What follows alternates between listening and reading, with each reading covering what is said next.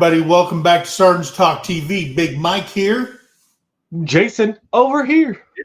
That's right. Hey, I was just over at Tim at Ridge Lives, and of course, he was doing his election party or whatever. I don't know how long that's going to go, but for the people that do come in here or see this after on the replay, we'd like to welcome you guys in. I see that all of our Filipino and Indian and Brazilians and stuff like that have already checked in.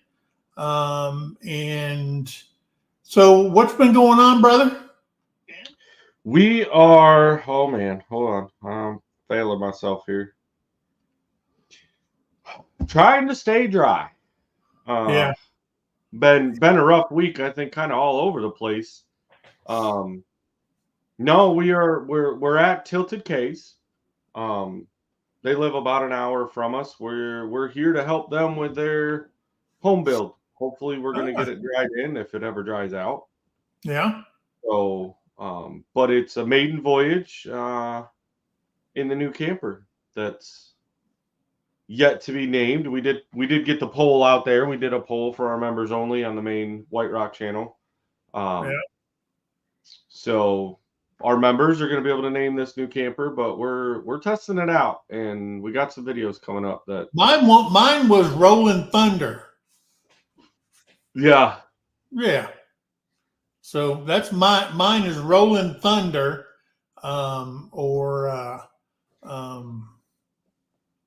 you should put on. Does it have a back window? It does. It's got a pretty big back window. You should do a lettering thing on there that says, White Rock Nation. Well, so we talked about this. Yeah, we talked about this a little bit. This is one of it's a 98 model, so it's one of the flat sided, like kind of fiberglass shell. And so we can put graphics on the side. And so we do want to look into, we got to figure out the exact graphic we want to use, if we want to use just our regular channel logo one, or a lot of people really like the one that Mickey at Critter Creek did for us. But it seems kind of vain to drive around in a motorhome with your face on the side of it. So yeah, it was one of those. So we want to come up with a logo that we're going to put on the side. We may put something on the back, but I think we'll probably put some YouTube affiliation stuff on the back, and then whatever this gets named, I want to do a graphic on the front because it's a fifth wheel. So it would ride, it rides up above the truck. I want to try to do a graphic up there at some point. Right. I see. Cookie said, if you see it rocking, don't come and knocking. Well, at this point right now, because there are still some things that need to be done, all you got to do is move a little bit and it rocks. There you go. I don't have all the stabilizers down, but that's good advice. I mean, that might keep some people away. Yeah. I'd actually seen something. It was funny that she mentions that. There was scrolling through Losing Brain Cells on the Book of Faces, right? And going through that, and there's one that came on, and it was like this couple talking about like intimacy, or if you're in an RV park, how do you, and one of the first things they said was, a lot of people hang string lights and stuff on their canopy awnings. They're like, you might want to turn them off before you go in there and take care of business, because they showed a picture like with it rocking, and those lights are just I was like, yeah, that'd be a dead giveaway right there. Wow. Yeah. I watched some RV channel saying that they had a older fifth wheel, or was it? No, it was an RV. And they actually got kicked out of a RV park because their RV was more than 10 years old. Yes. I go, what? That is so, and that is, and I guess, that is something we can talk about on here, because I know a lot of veterans that full-time RV. Yeah. And that is a thing. Now, we've been lucky enough, and honestly, I've only found it in larger populous areas where you're going to go in and you're going to see the 100, 200, $500,000 rigs. They will put a 10-year cap. Some of them is actually only 7. So when you do your pre-registration, they'll ask you like, what year is your rig or what is it? Because I've also seen them where like the old Greyhound buses, like the motor coach that we used to have, or a schoolie, which we had one of those too, a school bus converted. Campground, there are a lot of campgrounds that won't allow them. Really? Yeah, it's it's crazy. And what's the purpose of it? It brings down the neighborhood? Yeah, it's basically like an HOA. It's Betty next door doesn't want to be in her $100,000 rig next to your $3,000 rig paying the same rate. Like, it's not fair. Mine's all nice and pretty. Why do they get to come here too? Like, I'm here to be bougie. And it's really ridiculous. And honestly, I think the only time that I can tell you that I personally ran into it was in North Carolina around the Really? military base.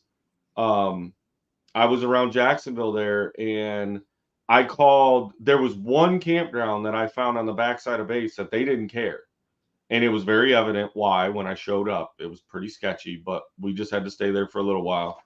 But yeah, all the other ones, that was their first question was like, how old is your rig? Like, not even what the dates were, not how big is it, what style is it, how nice is it, is how old is it? Because see, I ran RV parks at Leonard Wood, at Fort Huachuca, Fort Carson, and here in Oklahoma, and I had never heard of this. And I've stayed at the one we've stayed at, I think, a couple of them, but I know for sure the one in Corpus Christi, the one on base, they didn't care. That's a naval air station. Isn't it? But yeah, it's they actually, what did they do there? It's a naval air training base. They don't even have full on. It's just training now. I don't think they have any active units there, but yeah. But when you start looking at, but if you start going into some of these other ones, yeah, they will put a cap. We kind of talked about that because this is a 98, but everywhere that we go on a regular has never questioned it one time. Yeah. And honestly, this 98 model is built way better condition and more solid than any 20. Well, I'll definitely say anything 2020 and newer, you're wasting your money. Yeah. You're going to do nothing but fix it. But yeah, that is a kind of a shocker thing that are new to RV people. And it's crazy you bring it up because I literally just had this conversation with, I don't even remember who, but we were just talking about that. They're like, hey, have you ever heard this thing? Well, a matter of fact, I have. I've been involved, whether it's as a camper, but then my stepdad, when he was still alive, he hauled these travel trailers for a living. Because he lived right there up in Elkhart, Indiana, where they build all these in that whole area. That's what that area thrives off, is building RVs.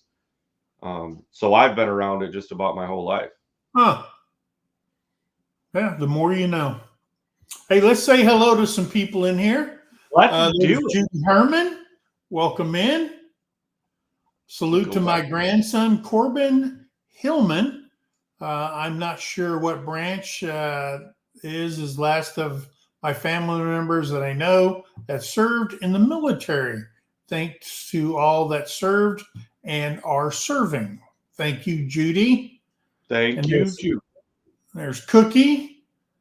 And I see RNF, Firestone Chickens. Yep. There's Terry. Sergeant Major's in here. Loud and proud. You're not going to be in here unsupervised. I guarantee you that. I know. There's Tim Mason. So Yeah.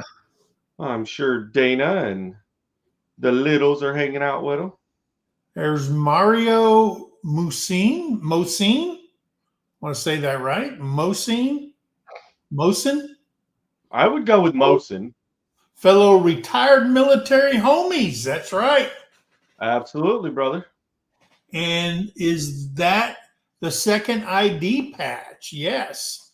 I wore that when I was up at Warrior Base up on the DMZ back in 1979 and 80. I didn't wear that one. There's Ralph over at Webb's Web. Yep. Liam McGothigan says hi, Big Mike and Jason. Welcome in, Liam. And there's Neil S. Says Hey, hello, Neil. brother. Judy Herman says my daughter, the one whose son has Schizophrenia. Okay, is that what that word is? Mm-hmm. I didn't use it in college, so I don't know it. I didn't even go to college. I was but told to leave a few years ago because her RV is more than 10 years old. Wow. Yeah, I just stay at a state park. Yeah. And that's the thing is that there's a lot of parks. Like I said, Tara and I travel all over the place. But these are the bougie. These are really the bougie ones because the one I seen them on, I mean, it had a man-made lake. It had a golf cart track going around it. It had a golf course. It had little boats that you can rent and, little paddle boats and stuff. So you can go personally fishing there. Well, see, and it had a dance room, a regular gymnasium. It was a real bougie one. And I think it was in North Carolina. Yeah, a lot of times what I've found, and don't quote me on this, but typically how it's going to work is if it has resort, if it's like campground and resort, they're going to put a 10-year cap on it. Yeah. And a lot of Fred Sanford stuff down the road. Right. And so we eliminate a lot of that hassle because we have a cap on what we're going to pay in a campsite. Yeah. And of course, prices have gone up now. So, but it's very few and far between. If we are going to pay $50, we keep it at about a $50 a night stay if we're going to go anywhere. But when you start talking about like my father-in-law, they would go down to Florida and he took his big new camper down there and it was fine, but it was like $105 a night. Yeah. And he's like, how do you afford to camp and travel? And I'm like, because we don't stay at $100 a night home campgrounds. Like, yeah, they probably wouldn't let us in to begin with. But two, I'm not paying $100 a night to stay in a campground. Yeah. So yeah. See, Veterans Landing's representing with Ricky Smith. There he is. Yep. She said she found another RV park that allows older RVs. Yeah. See, and there's Ace. Hello, Ace. Hi. When the only one I had that was a RV, Apache Flats RV resort that I ran on Fort Huachuca. And I don't know why we called it a resort. It had the main building in the center, and it was only like 56 or 57 RV slots on it. They were all drive-through, and you parked the RV, whatever you're going to do, was on gravel, and then you had a concrete pad with a picnic table and a grill on it and all that kind of, and you can put your awning over the top of it. So anyway, and then the main building had an office, and in that office you made your payments and stuff like that. But they had all the travel brochures for Southern Arizona Tombstone, Tucson, you name it. They had everything there where you could go for day trips and all that stuff. And then it had a laundry room with like 12 commercial dryers and 12 commercial washers in it. And then behind that was a shower room where it was like individual stalls. You locked the door, you had a changing room, and then the shower. And we had like 8 of them on each side, male and female on each side of the building. And then behind that, we had I guess it was like a party room. So you could have like, if it was like Thanksgiving, Army MWR, we would put on a Thanksgiving thing for everybody that's in the RV and stuff like that. You know what I mean? And you just bought a ticket and you got to eat and stuff like that.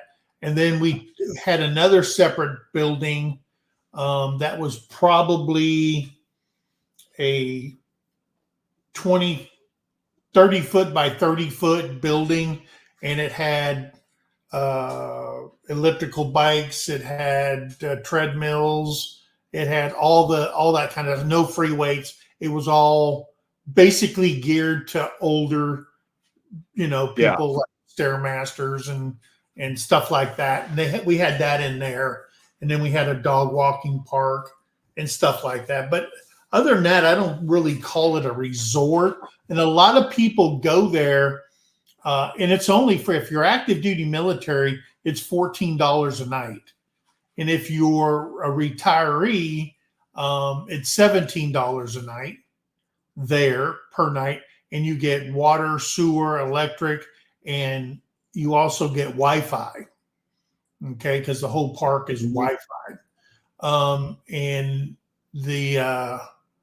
so I mean that's it. And a lot of people go there, and because that's where they train the drones and stuff like that, operators. And you can sit there at the RV resort and watch the drones landing at the airstrip that sits down below it, and you got a beautiful view of the Huachuca Mountains and all that kind of stuff. But that was, to me, a pretty nice gig to stay at one of those things for $17 a night if you're a veteran. You know what I mean? Right. Well, that's what led us to Corpus Christi a couple years ago. Was we were here in Arkansas trying to figure out where what certain area of Arkansas we wanted to be in, but we kept getting ice storms. And we were just stuck in the camper, couldn't even go outside really because it was solid ice for like 3 days. And that's the way it was in Corpus Christi. It was 17 a night for the 30 amp hookup. I think it was 19 if you needed a 50 amp. But it was full hookup. Had the bathhouse with everything in it, and the laundry was actually free. Yeah. So we had a laundry room there, and if you were there, it was just for the RV park. And yeah, so you had free laundry, and then I think they had the free Wi-Fi there, but we had a mobile hotspot thing with us, so we used it. So the key to this whole story is, if you're a veteran, and I want to say hello to Van Moose and Country Road Cure, my other buddy over there in Arkansas, is that if you're planning a trip, look to see what military installations is near you. Okay. You get a cheaper rate, number one. You'll be on post if that's what you want to do. Then you have access to the commissary. You have access to the PX and all that, and MWR facilities and stuff like that while you're on the installation. If that's what you want to do and you want a cheaper rate, plus all military MWRs, no matter what branch they are, they're also part of that Golden Eagle thing. If you're a retiree, a senior citizen, whatever retiree, you can get that golden and you get the discount at every one of the military installations. Also, on top of that, okay, Oh, no. if you have the proper identification, you can get on the base and stuff like that. And mainly, we're talking about retirees or Purple Heart recipients. They get an ID card, a DoD ID card, and those who are 100% disabled or they 100% compensation from the VA, you get that ID card where you can go on the installation. Because all those ID cards you have to get from pass an ID from a military installation, and not the And I know VA. that they had offered a lot of them too, because in like our friends Laura and Ollie, what is their channel? Sold on RV Life. Yeah, We met them in Corpus Christi at that right, camp. He's retired from the Army, and they got their truck and camper, and their idea was to travel full time, right, and just kind of bounce around here and there. They've settled quite a bit, kind of down in the Texas. Like they really like Corpus Christi, and they bounce around a couple other spots right now down there. But you can get like monthly rates too, if yes, that's your thing. Like that was yes, something Tara and I looked at before we decided to build the homestead first. Is we were going to full-time RV, yeah, and it was going to be one of those, hey, we'll pick a military base. Like, what better way to travel and see the country, but then do it at somewhat of a discount right, by, hey, we can go and we'll stay at this base or area for, if it's one that we're going to really like, hey, we'll stay there for a month. We'll get the right. monthly rate. And all the benefits, like you said, it saved tremendously, because there's two things when you're RVing really that are your most expensive is food and fuel. Yeah. You won't necessarily save fuel on post much anymore, but you could save on food by going to the commissary. Well, you're not paying taxes on it either Right. on base. So there you go. For nothing. Yeah. Yeah. Let's see. Well, let's see. Dawn made it in. All right. My favorite female Marine, Um, Rainy Ridge. They're in the there's, house. so looks like Anthony's asking, can we still take a hop flight as a veteran? I think that in order to fly space available, you have to have a retired ID card, 100% VA disability ID card, or a Purple Heart ID card. Or if you're a Gold Star family member, you get a DoD ID card also. But I don't think I don't know that this being a veteran and not having one of those, but all you have to do is call Military Airlift Command, and they have all the rules. If you go on the website, you can check those. And then also on that site, you can find out where the Air Force bases are where you can take hops and stuff like that. And you're categorized. I was actually, they had a Facebook page too, because I Yeah. used to follow the Facebook page a lot. Yeah. And yeah, you do get it categorized based on whatever your status is, whether you're retired, disabled, active duty, anything like that. So there is a category level as to what you can rate. And then Yeah. I think it would be fun to try it one time, but you got to be super flexible on your travel plans. Hey, and there's another reason why, if you served in the military, and I'm going to use Tim as an example, okay? I'm going to use Tim at Ridge Life as an example.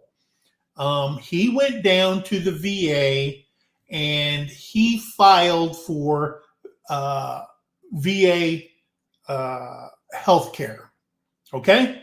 And so they said, well, we got to do this, and you got to file, we got to get all your records. And trust me, if you're in the military, when I went in there for the evaluation, because the VA said you need a hip replacement, they cut the orders They sent it to the doctor. The doctor did it. He sent all the paperwork back to include the verbal conversation in the OR. On they do it step by step, and they do it, and it records it and types it out into a report. And then the VA says, "Hey, yeah, we did all this, and you did this." And the doctor at my doctor at the VA said, "Yeah, he got it all done. Um, we don't really believe all this, so we're going to send it to a third party doctor just to waste some more taxpayer dollars because you're going to claim this on your VA through your VSO. So we want a third party on top of all this that's happened. Okay, you're going to go here. We're going to spend more taxpayer money so the guy can say, yeah, that's a scar. And we took an x-ray again. And yeah, there's a big hunk of metal in his leg. So I'm going to say that he did have it done. Okay, even though the VA got all the x-rays from the physician that they appointed to do my surgery. Okay, see, that all by itself is asinine. However, they're going to, when you go to the VA and you contact them, they're going to assign you basically a VSO. They're going to do your paperwork. You're going to fill out, okay, I have a station here. I went on deployments here, yada, yada, yada. You're going to do all that stuff. And then this doctor that I had, they gave him access to 1,300 pages of my medical record. I don't have 1,300 pages on what I have. So they must have, because everything goes to one central, they upload everything now and they can just pull that stuff out. So if you don't have your medical records, don't worry about it, but go to the VA, file for it, have a VSO assigned to you, do the paperwork, and you never freaking know because they will skim through it. Oh, Mike dislocated his shoulder here.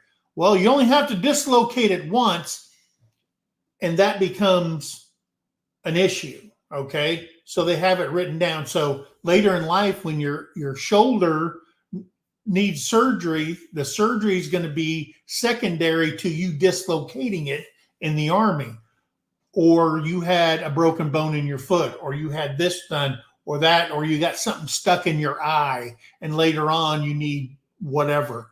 So if you're not going to the VA and filing for this, plus you get a letter saying when you're paying your taxes that says, hey, you're covered under VA medical care, and you just turn that in with your taxes so you don't have to go out for you and be added to whatever insurance you got on your families and stuff like that. Plus, you never know.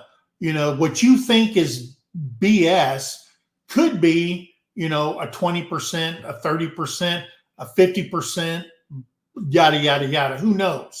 So, well, and one of the things, right thing. Yeah, one of the things to do with that too is, like my brother's the prime example where he made, like, he went through his MOS school because he joined the Army. They should have never let him graduate boot camp. He Right. got a medical condition that, like, he wasn't even allowed to throw a grenade. Like, he had to wear gloves all the time. But they did. They let him graduate boot camp, sent him to his school. He did the school, and then they refused to let him graduate, said he was on a medical hold. And the whole time he's going to appointments, he's doing all this stuff. And they finally, and this whole process was probably less than 18 months. Less than 18 months that he was in. But of course, he got discharged. I don't know what his code was, but obviously it was something, you know, with a medical saying, hey, this guy can't try to re-up.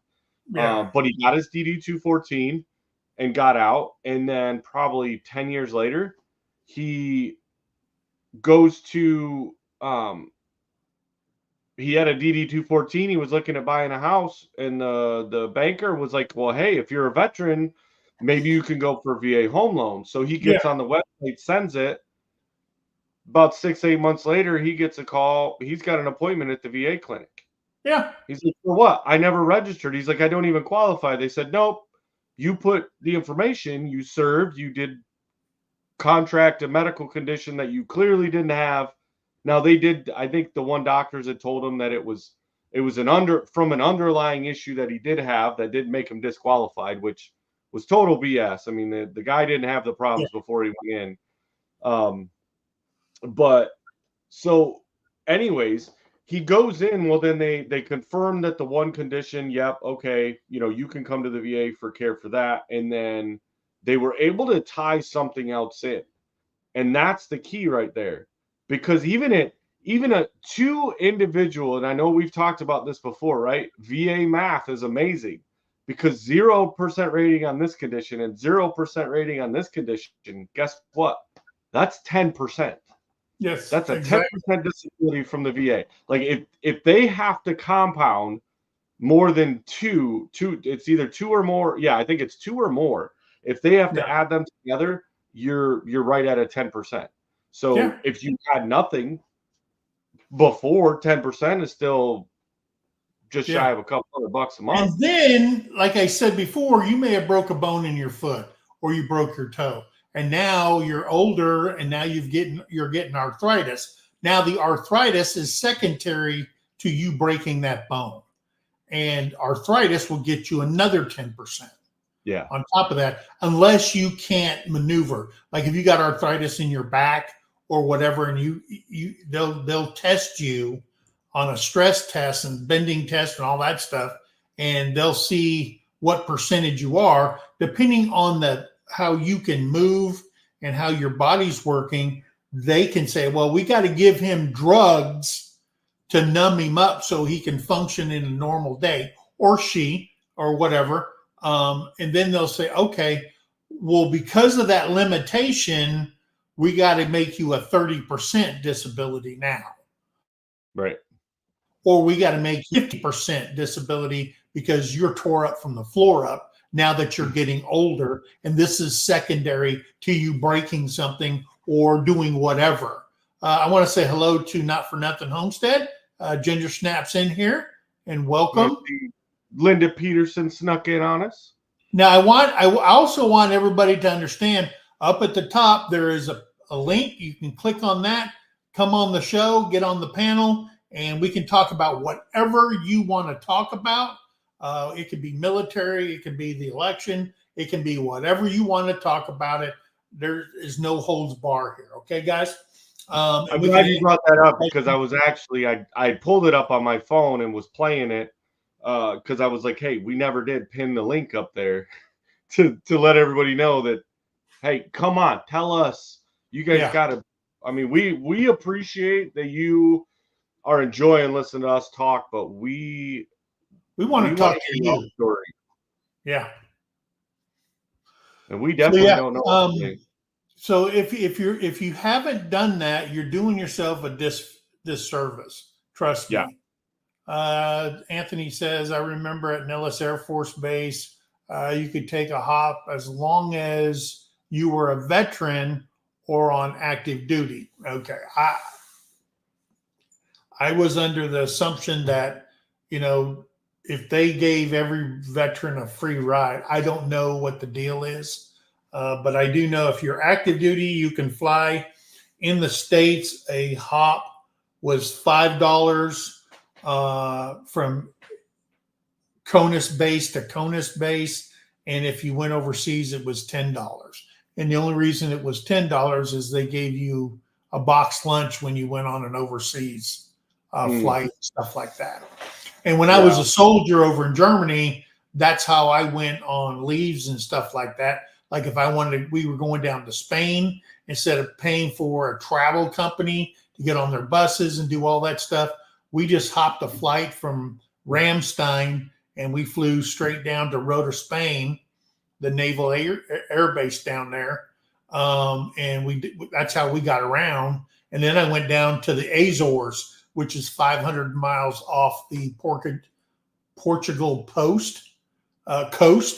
I'm telling you guys, that is an Air Force absolute secret base. I had a blast there. Hmm. Middle of the ocean. That's cool.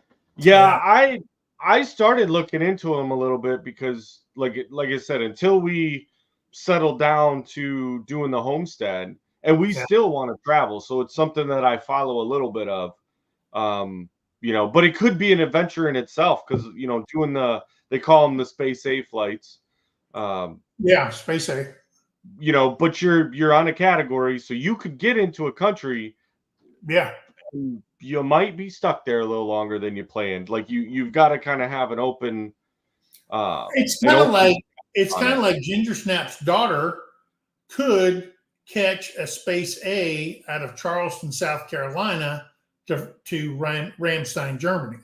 It cost Yeah, her $10. The only thing is you'll have to wait and be on the waiting list if depending on how many seats are available on these big birds like C-17, C-5 Galaxy or whatever that's flying across the Atlantic and stuff like that. yeah, So and they only have so many passenger seats up on the second deck and stuff like that. And the weird thing about those birds is you're always flying backwards. You go up the stairs to the passenger deck and all the backs of the chairs face towards the front of the plane. And that's how you fly all the way wherever you're going. But it's a cheap way to fly if you've got time to wait. Now, if you're in Ramstein and you're trying to get back to the States, I know that when I was in Baumholder, I called up, I drove all the way to Ramstein, which isn't that far, put my name on the list, and they said, yeah, you're on the list, but you're down here, blah, blah, blah. Well, I checked on it every day. If they called your name, you stay on the list. They don't take you off the list. Okay. And then you'll call up there and say, yeah, oh yeah, we've been calling your name, man. You're at the top of the list. Grab your bag. You get down there. I'd go to my company and say, hey, I want to check out on leave. I already worked everything out. I said, I don't know when I'm going to get a Space A. I'd sign out on leave, head down there, boom, caught my flight. I was out of there. And nice. that's better than paying $1,100 to $1,900 for a flight going back to the United States. You know what I mean? If that's Yeah, what you and want to I remember when I was first coming in talking to some of the guys that had been around a while. And even my one uncle that served for a while, he said that he did it quite a bit. That was the way that they got to be able to, especially when they were overseas, stationed over like Okinawa or something like that. They could just jump on a Space A to be able to like come back to the States and visit family, or vice versa, be able to run around. But um, I I would love to do it. We haven't had the opportunity to now, but that's definitely something kind of on the bucket list of, hey, at least one time. We're retired, so it's like, hey, if I get stuck somewhere for an extra week, too bad. What a do. Yeah. shame. I'll enjoy I some mean, more we of got this. an Air Force base right here in Tinker Air Force Base. It's 2 hours down the road from me here in Oklahoma. Mm, So, I'd like to look at Military Airlift Command, MAC, and see exactly what if they have flights out of there. Who knows? So I'm gonna pull this up. Says, I'd like some opinions about something. I was told tonight being a military spouse is not worthy of getting a discount with Frank. His job was harder by far. I know as a spouse we carry a lot. What is discount with Frank? What? Her husband's Frank. Oh, her husband Frank. Okay. Yeah. Um, well, the military, I mean, here's the deal. When I go to a hotel, okay, I always stay at La Quinta's if it's all possible, because all you have to do is say, hey, or Terry will tell him my husband's military. Boom, you get the military discount no matter who's staying in the room. It doesn't matter. Right. You get plus they're pet friendly, all of them. But when you go somewhere like a restaurant, I always go, hey, do you give a military discount? And they'll either say like Tractor Supply, no, stop. Okay. Tractor Supply does not have a policy for that. But if you go to Lowe's, you get it. Okay. So, and I always show them my ID card and they run my phone number and I get the discount at Lowe's. If you're a veteran and you're not registered at Lowe's or Home Depot as a veteran and you're not getting the discount that they give you, you're cheating yourself. Okay. Especially if you're a homesteader and you're building and stuff like that, you should be on every freaking list that allows you to be on that list. Pride be damned. Okay. So just remember that. And Lowe's is, I heard that Home Depot does it. I haven't tested the waters, but I do know Lowe's does it. Okay? I'm registered with both because we have both right here. There you go. So the only stipulation you only have to go in there. Like I show them my ID card, they go, okay. I seen guys go in there and show them their DD 214. There you go, buddy. And they go, you're good to go. Give me your phone number. They prefer you to pre-register. Like they have an app. So you download the Home Depot or Lowe's app. You can pre-register, which gets your number in the system for good. So anytime that you order something online or you go into the store, you punch your phone number in there. Now, keep in mind, they have put some restrictions down in the last several years that not everything is a discount there. Structural lumber, your electrical wiring, and major appliances, things that you spend the most money on, those do not qualify under the 10%. Yeah. I'm clicking the link so I can enter the chat. No, I think you missed her point, though, is that military spouses, people are saying military spouses aren't worthy of getting a military discount. Right. And I get the point. Okay. Well, you were saying about, I get her. I mean, I get her point. Yeah. And I understand that.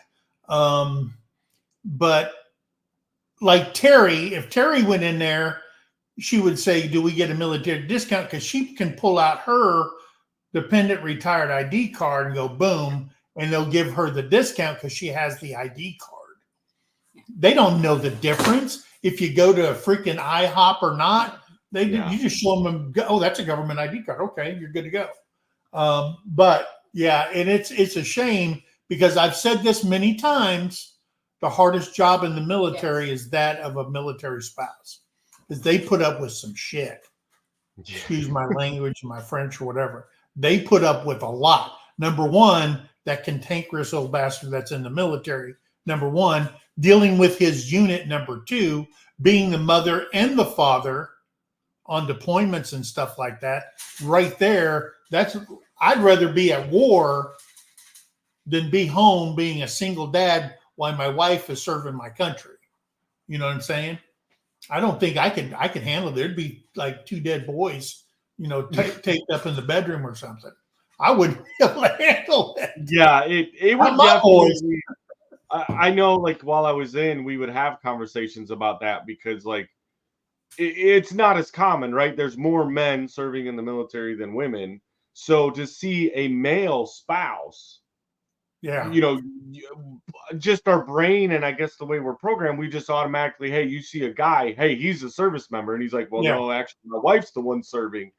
And I mean, good on them. If that's the way that they can go in it, but that would be a very, I don't know, I guess just because it's not your typical household setup of, hey, it's really changed because I remember when I was at Carson, when they lifted that whole marriage stuff and the government said, hey, everybody can get married, yada, yada, yada. And then Bob and Frank lives next door to Mary and Tim and stuff like that, and housing and stuff like that.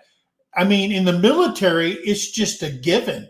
It's just, I mean, it's your brow, they browbeated the military into accepting all this stuff.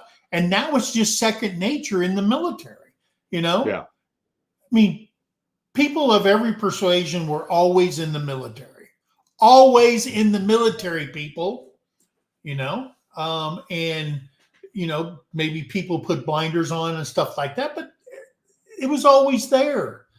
So it was no big difference of being, hey, if we go in, and we're in a foxhole together, and man, let people be people. That's all I got to say on that. All right. It was always there. It reminds me though too that I remember getting briefings, and it seemed to ramp up more when I got to closer to retirement. Right. Was you were getting the briefings on like child abuse or spousal abuse or any kind of an abuse, right? Because it hits all the blotters, which are the hey, Linda Peterson. The blotter is the hit list for like, hey, who got in trouble that weekend, right?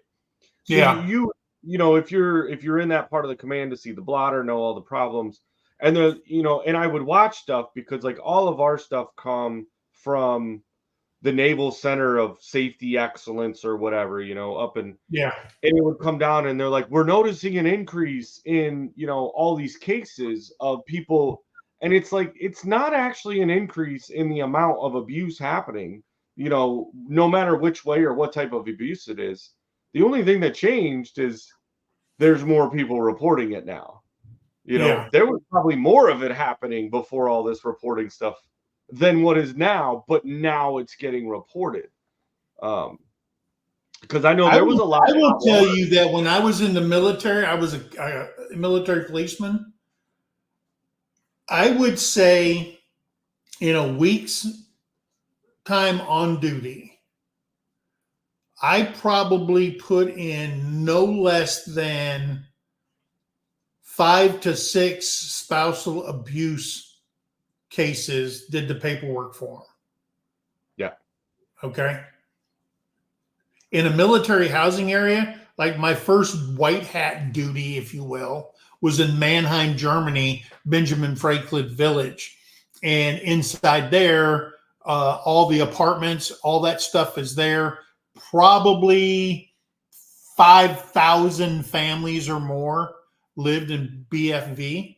And I'm going to tell you something, from spousal abuse to child abuse to child sexual abuse, from senior officers, from NCOs, from whoever, moms on sons, and all kinds of stuff, guys.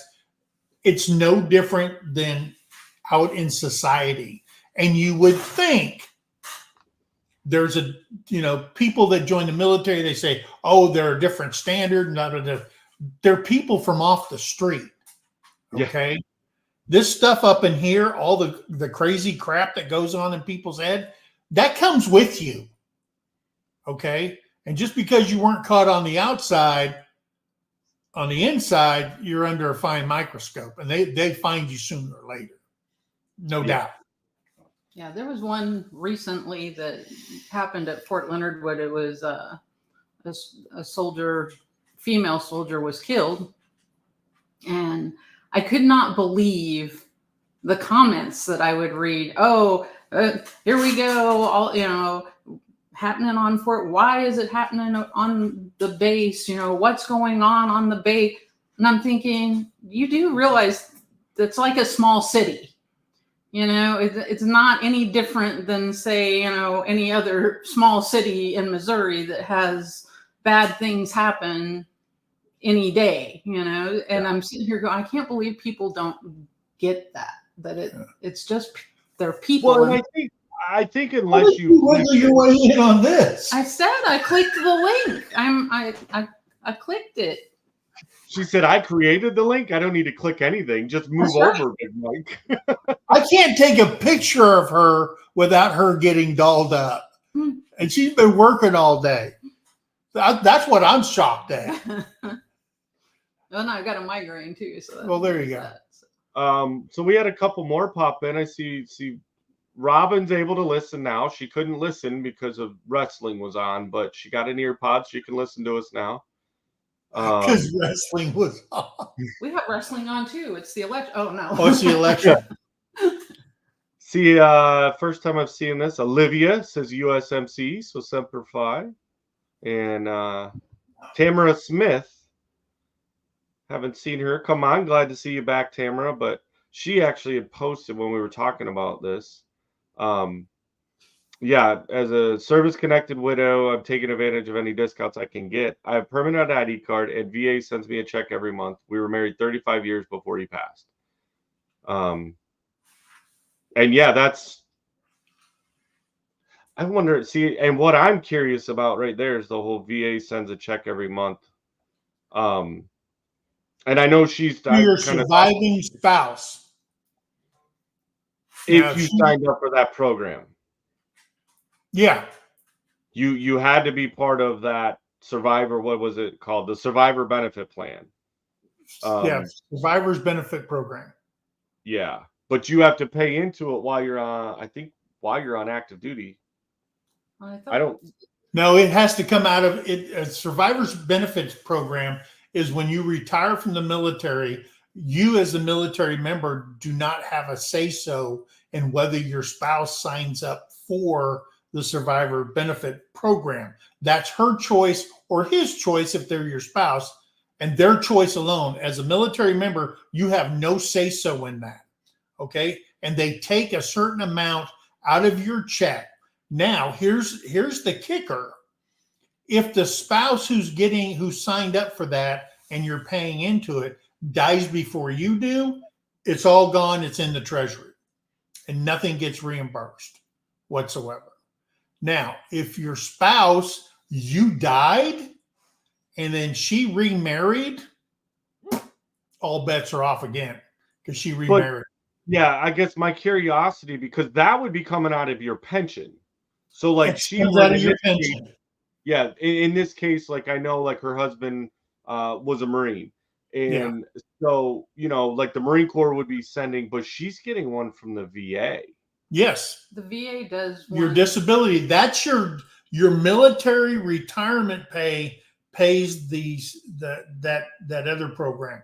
Your VA check, as long as she doesn't get remarried again, she gets a certain percentage of what my total was. Right. But I think you can only make a certain. They watch how much money It's you're, as the spouse, you're making. If I were making a certain amount of money, they wouldn't send me that check. it can't be in excess of what if okay, so let's say Terry is working as an executive at Honeywell, and all of a sudden they're saying, well, she's making $200,000. She's already above the threshold what he was making Yeah. in benefit, Right. so she don't get squat dilly nothing. Right. So that's what your income and what you're receiving from them can exceed what the max I was receiving. See, all you people come here to learn something from us, and I'm learning something tonight. Like I'm here to learn things that because Yeah. that's something that Tara and I have talked about, and I'm like, no, like because I didn't do any kind of like, well, we weren't married when I retired. We got married after I retired, but we weren't going to go into the survivor benefit plan just because all the financial people that I talked to said that that was a bad plan to get involved with. The money you're going to pay in, and if there's a chance that she goes before you're just out all that. But If I you're a did government civilian, they have the same thing. And we just went through that, and Terry elected a certain percentage that they had in there. So they take that out of mine, and my retirement was reduced because we're paying into basically her survivor's benefit plan for as a civilian operator for the government and stuff. So learning's occurring, folks. telling you, the more you know. Yeah. Well, and Well, usually you know something when you have to live through it. yeah. Well, and that's why like I wanted to put that up from Tamara, because I know like she's lived, she is a surviving spouse. And it's kind of like when we have Glenda on and we really lean on her on some of the questions on certain things, is like, well, we don't know this. Like it's what we read on the interwebs or we've experienced. In some of these situations we can't experience, so we don't know. So Yeah. you all are greatly appreciated of coming in. And Don may be right on that because Marines don't beat their wives because they're afraid of getting beaten when they get back to the base. Well, there was quite a few that I knew. Like it was one of those that the Marine didn't beat his wife because she was bigger than he was, Yeah. and he wasn't gonna make it. The boot camp or not, hey, be Mr. Marine. That's great. You We about to call get. those commissary queens. Oh yeah. Well, you got the barracks bunnies and. Yeah. All right, Yeah. I'm clicking out now. Okay. Bye. Thanks for joining us, Sergeant Major. Glad you could join us. Tamara Smith said hello. Terry. I said Oh, okay. So yeah, guys, one of the things I put down in the description was a list of Veterans Day discounts and complimentary meals. I couldn't put all of them in there because description only takes 5,000 characters and then you're out. When I put them all in there, it went up to 15,000 characters. So I had to get rid of off the wall stuff and things like that. But another thing I wanted to make everybody aware of is the top Veteran Day discounts for 2024.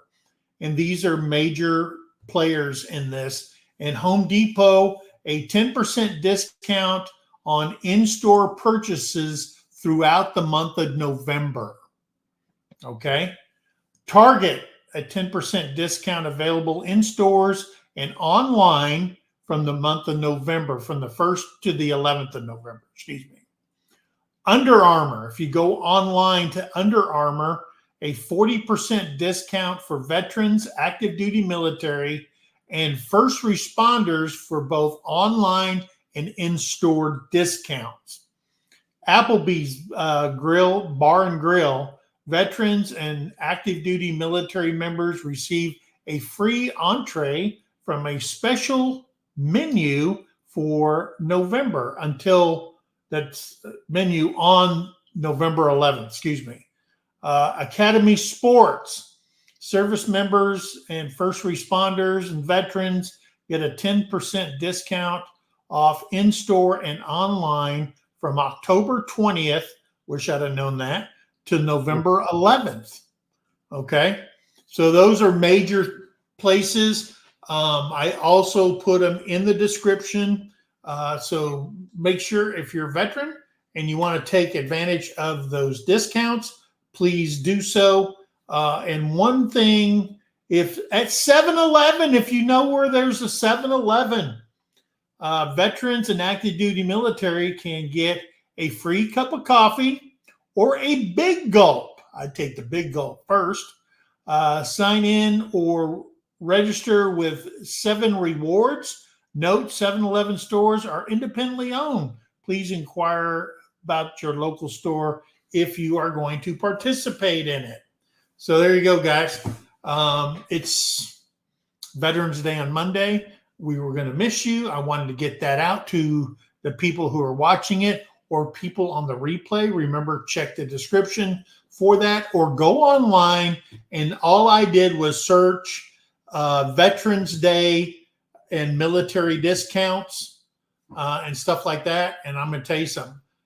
Check it for your area. Thousands and thousands of companies are participating in this to give you a discount. So there you go. Yeah, and it's it's funny because when I remember going, but it's Veterans Day, so you go out and it was always big when you were active duty because they had postings all over base and they were sending all the stuff out of the list of places that gave you discounts, and it felt wrong going in while you're on active duty because they're like, well, it's for active duty too, and I said, yeah, but the day is for veterans, like not active duty. So I don't know. When I was in private, I went to every one of them in uniform. I ate for free for.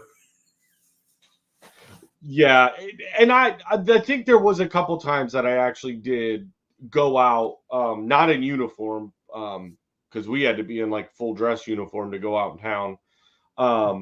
So it was one of those that, hey, if as long as I could show my active duty military ID, hey, I'll get a free meal, do whatever.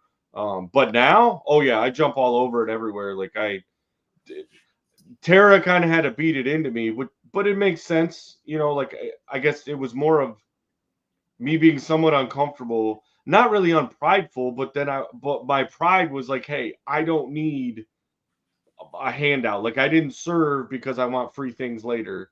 Yeah. Yeah, And you so became a veteran on day 2 when you went to boot camp. Yeah. That's the rule. Is that because you're a recruit, and if I'm you all made it about through day 1, then you become a veteran. You survived your first day. survive the first day. Yeah. That makes sense. I mean, we don't want to get confused with you're only a veteran if you served in a combat zone, and that's not what a veteran is. No, absolutely not. Yeah. And I know that there are, I think we've talked about that a little bit before, was there is that misconception.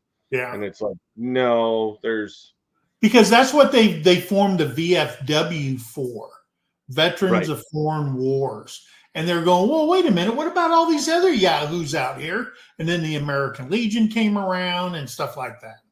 Yeah. So, but, to me, if you served one day and you gave up your freedom, or you gave up what your normal was, because remember, before we came in the military, we were all normal. The day he got in your face and told you to unask the bus, that's when you became abnormal. Okay. It's kind of like a dysfunctional family back in the 50s and stuff like that. Ooh, that family over there. Ooh, they're going to oh my gosh. And now it's just like, you guys are weird. You're a normal family. Those are the oddballs now, the normal. We definitely live in a new normal after Exactly. serving. If you don't come from a blended family, something's wrong with your parents. And yeah, I honestly, like, even with the kids now, like we have Jake and Jenna that live down here on the ridge with us, and they work full time, and they'll come home, and they work third shift right now. So we get to see them, like we're up having our morning coffee and they'll be coming home from work. So we get to see them for a little bit, and they'll come down and they start talking to us about like things that are going on at work. And I'm like, well, just go do this. And they're like, yeah, that's not how this works. And I was like, yes, it is. What do you mean? Like, yeah. It's made me and reaffirmed that I'm glad that I never had to actually go into the civilian workforce after I retired from the Marine Corps, because I wouldn't have made it. Yeah. I would have been, I mean, I did a little bit of working at the youth camp, but I don't consider that like a real job, because the director was my best friend from high school. That's pretty much my brother. So I walked in and was like, I don't feel like doing anything today. Jumped in my truck and left. And he's just like, okay. Like I only had a few hours a week really that I was getting paid to work. So most of my time was volunteer anyways. And I'm like, I'm volunteering. You can't. Hey, Michael, how you doing? Yep. Yeah. Good to have you in here. Well, guys, we went over our hour by just 3 minutes, but that's okay. Hey, I'm glad you guys came in here. Remember, guys, when we do these open mics, that's why we pin the link at the top, so you can come on here and you can jack your jaw alongside of us, ask us questions, or we'll take notes and try to find you the answer to all your stuff. But guys, hey, I hope everybody has a blessed Veterans Day coming up. It's on the 11th, which is next Monday. And if you have a veteran that's in your family, tell them thank you. If you see a veteran at the Walmart wearing that old USS, Missouri hat, because he's a World War II veteran. And I did tell the story when I was at our fishing weekend that we passed through a town called Evening Shade. And when we passed through there, boom, all of a sudden I had a flashback. Right before I retired, I was on Graves registration detail. and that happens. They send you out as a senior NCO to help the families of a veteran that has died for the burial, funeral arrangements, military honors, and all that kind of stuff, to work with the VA or the Army because of whatever, so that the spouse still gets paid and stuff like that. And I did that, and it was a Navy captain, which in the Army would be a full colonel. And he had died, and they gave it, because I was up at Fort Leonard Wood, and I had to drive down to Evening Shade to help his spouse get everything. And she was really, really old, and all the family was there, and we got the military, we got the color guard in and did all that stuff for them, and we got them situated. But what I found out was, as a ensign, this colonel was on the USS Missouri, and he held, I seen a picture, he held the tray with all the pens for everybody who signed the amnesty agreement with the Japanese. And when he was done, to today, I've been trying to think, one of the admirals turned around and said, "This is going to be worth something," and gave him a pen. And when you signed into the guest book, that same pen was used so people could write their name in the guest book at the funeral and stuff like that. So, guys, I'm going to tell you, some heroes were made. Heroes have died. If you have a hero in your family, remember that's that person, part of the 3% that gave up his civilian life to serve for his country, or even died for his country. They're all veterans. They're all heroes in my book. You can keep your basketball players, your football players, whoever, anybody that's willing to lay their life on the line for freedom and for his battle buddy is aces in my book. And that, to me, is what Veterans Day is about, along with Memorial Day when it comes around also. So, guys, I thank everybody for coming in. We'll see you here next Tuesday. We want to hear your stories in the chat of what you did on Veterans Day. And, hey, did you get a free meal? Okay. Tell us where the good deals were had. How's your fingers, buddy? Still attached. Hey, there you go. Hey, guys, so behalf of me, be kind to one another, help somebody in need, and always, always thank a vet. Any closing words, Battle Buddy? Thank you all. We appreciate you all. Keep doing what you're doing, sharing us out. And yeah, every bit of what Mike said, my sentiments agreed. We just love and appreciate all of you. Thank you. Can't thank you enough. Oh, wow. All right, guys, we'll see you next Tuesday. All right. And I don't even know what the subject's going to be about next Tuesday. But, I know what it is. I know what it is. And I forgot all about this.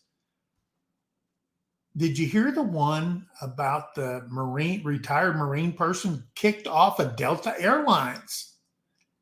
We're going to talk about that next week, guys. All right. Love you. See you next time, guys. See you guys.